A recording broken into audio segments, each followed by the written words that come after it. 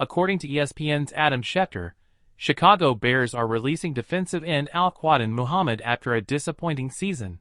Muhammad was slated to have a $4.5 million salary cap hit in 2023, and the move frees up roughly $4 million in cap space for general manager Ryan Poles. Hello Bears fans! Welcome to the channel. Subscribe and activate the bell to be notified whenever there is a new video.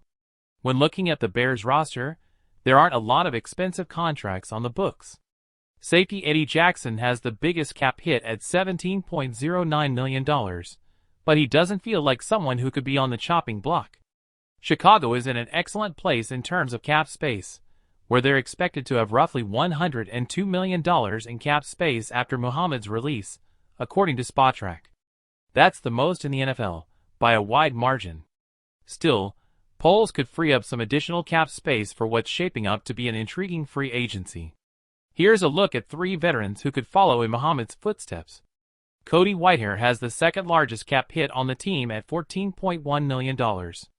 And considering he is coming off another underwhelming season, you have to wonder if Poles decides to move on and bring in an upgrade at the left guard position.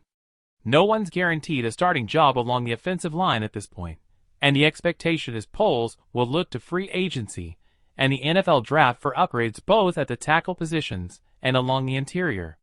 At this point, Tevin Jenkins and Braxton Jones feel like the only safe bets to start. If the Bears designate Whitehair as a post-June 1 cut, it would free up $9.9 million that could be allocated to address other positions along the line, including a replacement at left guard. Lucas Patrick was one of the biggest duds of Poles' first free agent class. He was brought in to shore up the center position and get Sam Mustipher out of the lineup. But injuries derailed his season, where he played just 7 games. Patrick suffered a broken thumb in the first week of training camp that forced him to move to right guard to start the regular season, and Mustipher back at center. Then, when Patrick finally made his debut at center in Week 7, he suffered a season-ending toe injury that sidelined him for the duration of the 2022 season.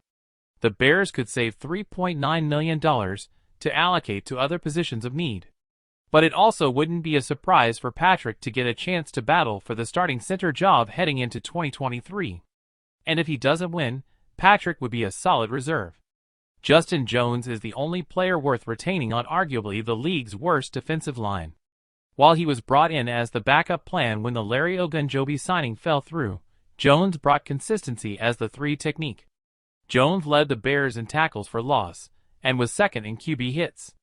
Still, Chicago will look to upgrade the most important position in Eberflus' defense. There are options both in free agency and the NFL draft, which could force Jones out of a starting role. The Bears could save $4.9 million in cap space if they cut Jones. But he's one of the better free agents that earned another year. While they'll look to find a star at 3 tech this offseason, you have to figure Jones will still play a key role on next year's defensive line. Thanks for watching. Subscribe to the channel and activate the bell to be notified whenever there is a new video.